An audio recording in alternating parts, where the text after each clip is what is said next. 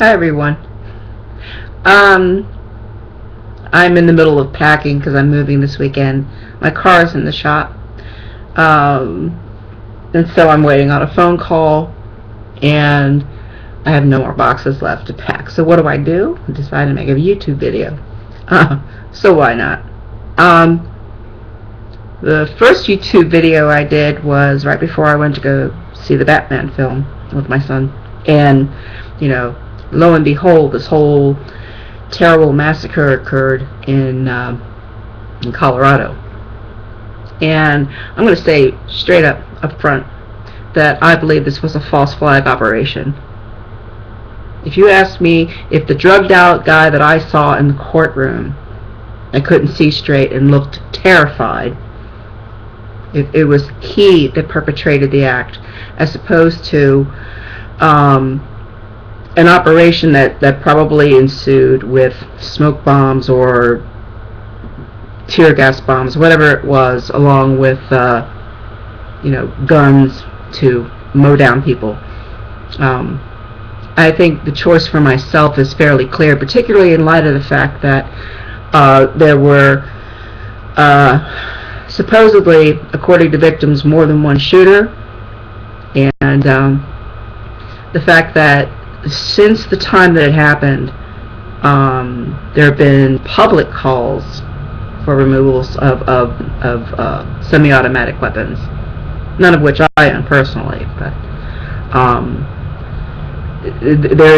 and before the movie occurred, I was well aware of the fact, and I hope many of you were, of the UN treaty that is now essentially finalized and is ready for the signature of Obama to pass on to the states the ability to protect its citizens in so many words, but it's not something individual. So what that can mean is a couple of different things. They're going to remove just semi-automatics out of our possession, or there's going to be eventually, they're going to come door to door and say, we want your firearms. Now, if you take a look at just cities in the United States that currently do not have a citizenry with any type of firearms, you have a lot more crime, and you have a lot more corruption. I don't want to know what it looks like to not have the ability to protect myself. The thug comes in with a gun. It is the only chance I would have to protect myself. And I know enough about this government, and I'm honest with myself, that I realize that we could go the way of other countries, and we're like the last vestige of freedom globally. And once our guns are removed, our means of protection, we're completely under slavery, back into serfdom. And it's not like we're not slaves already. That's been admitted. I think it was MSNBC just a couple of weeks ago, how we basically work for the bankers. Like, this is rocket science. But that, this is the only amendment, the last amendment that is left, because essentially our First Amendment rights have been trampled on. If you living in Anaheim, California, an unarmed man gets shot, you come out because you're incensed and in disbelief and angry as hell because one of your neighbors that you know died after being, shot. I don't know if it was in the back or not, but he was shot by a police officer. He was unarmed. He made it back to his place of residence where he expired.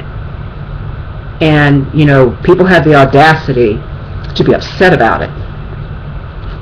Shame on them. I mean, they walk out, they protest, and if any of you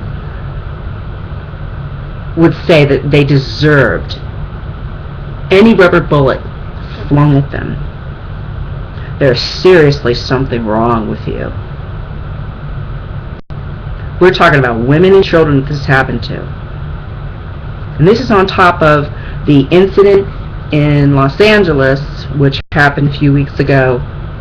It was a monthly artistic expression that people do, people of creativity and of normal behavior doing in Los Angeles just to have fun.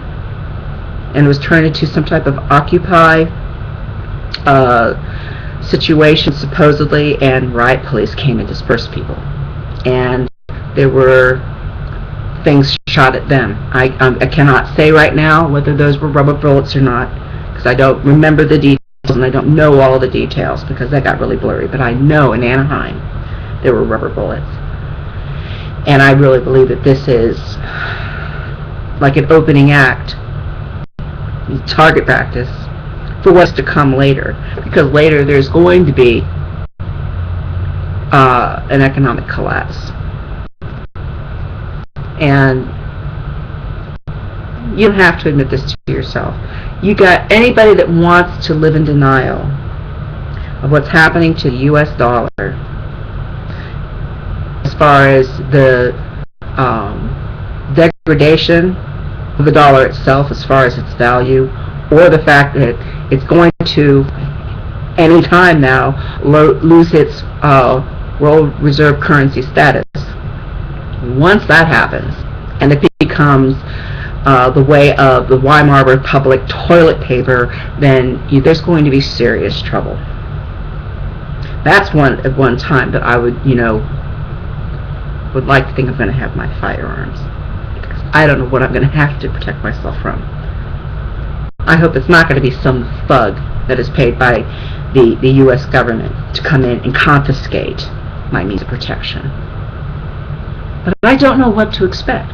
If you guys feel safe here, if you feel, secure with the government that we have, more power to you.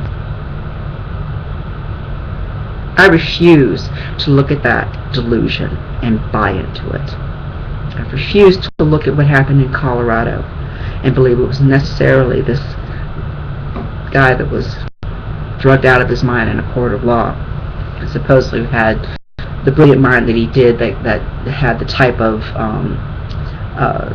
award scholarship.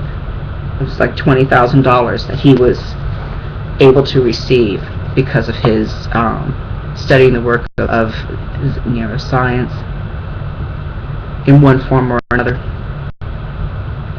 My point is that I know of a lot of government programs and how they will take people and drug and manipulate them psychologically, and that there are drugs out there, devil's breath in particular, that you can blow right into the face of a person and go tell them to go do any type of heinous act, and they could perform it. They would perform it. So I just don't think that our government has been working in our best interests even before Obama got into office. And I believe, in fact, I've seen lots and lots of evidence of the opening act, as it were, September 11, 2001, being an operation that was not done by Arabs with box cutters. I knew when I watched it live on TV, and I asked myself, in my layman's mind, why didn't that building break off at the top where the impact occurred? I had the intellectual curiosity to ask myself that question the moment I saw it happen. And then I took out the answers later and found out in spades what had happened. So, that was the beginning. And look at the erosion since then of all that Americans, I held sacred. I can't speak for you. But what Americans I would have thought would hold sacred So